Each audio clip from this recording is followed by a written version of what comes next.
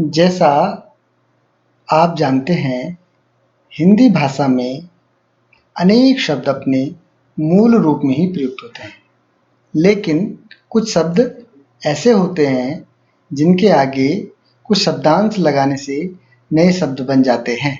जैसे हिंदी के मूल शब्द बल के साथ दुर शब्दांश लगाने से दुर्बल बन जाता है, जिसका अर्थ होता है कमजोर। खिला मूल शब्द के आगे अद लगाने से अधखिला शब्द बनता है। ठीक उसी प्रकार उम्र मूल शब्द के साथ हम शब्दांश लगाकर हम उम्र शब्द बनाया जाता है।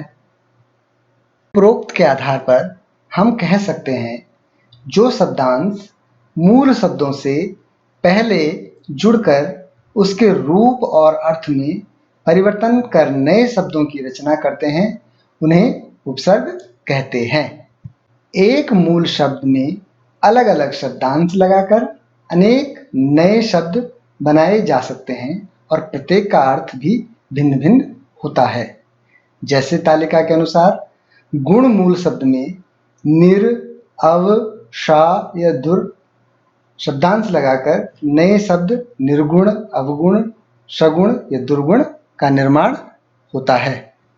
स्मरण रखने योग्य बात यह है कि उपसर्ग केवल अन्य शब्दों के साथ मिलकर ही शब्द रचना में सहयोग करते हैं। इनका स्वतंत्र रूप में भाषा में प्रयोग नहीं किया जाता है। हिंदी भाषा में मुख्यतः 4 प्रकार के उपसर्गों का प्रयोग किया जाता है। नंबर 1, संस्कृत के उपसर्ग, हिंदी के उपसर्ग, अरबी या फारसी उर्दू के उपसर्ग। नंबर 4, संस्कृत के कुछ अव्यय। प्रथम हम संस्कृत के उपसर्गों पर संक्षेप में जानेंगे।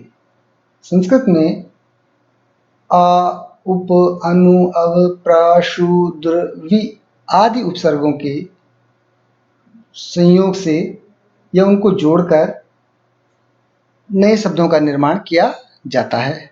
भिन्न भिन्न भाषाओं में अत्यधिक उपसर्ग होते हैं, किंतु यहाँ हम कुछ ही उपसर्गों का प्रयोग कर रहे हैं। भाषा की तरह हिंदी के भी अपने उपसर्ग हैं। अ, अन, अध, उन, कु, सु, चौ, नि आदि उपसर्गों से नए शब्दों का निर्माण किया जाता है। हिंदी और संस्कृत की तरह अरबी, फारसी या उर्दू के भी उपसर्गों का प्रयोग हिंदी में नए शब्द निर्माण के लिए किया जाता है। बे, ला, बद, गैर, खुश, ना, कम, हम आदि अनेक प्रकार के उर्दू या फारसी उपसर्गों का प्रयोग कर हिंदी में नए शब्दों का निर्माण किया जाता है। के उपसर्गों के साथ साथ संस्कृत के कुछ अव्ययों को भी उपसर्ग के रूप में प्रयोग किया जाता है। जैसे शत, अंतर, चिर, पुनः, शा आदि कुछ अव्यय हिंदी भाषा में उपसर्ग के रूप में प्रयोग होते हैं और नवीन शब्दों का निर्माण इनके द्वारा होता है। इस प्रकार अंत में हम कह सकते हैं कि जो शब्दांश मूल शब्दों से पहले जुड़कर उसके रूप और अर्थ में परिवर्तन कर नए शब्दों की रचना करते हैं, भाषा में उन्हें उपसर्ग के नाम से जाना जाता है। हिंदी भाषा में मुख्यतः 4 प्रकार के उपसर्गों का प्रयोग किया जाता है।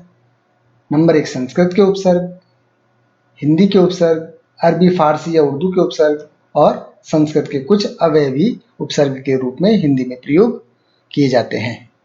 धन्यवाद।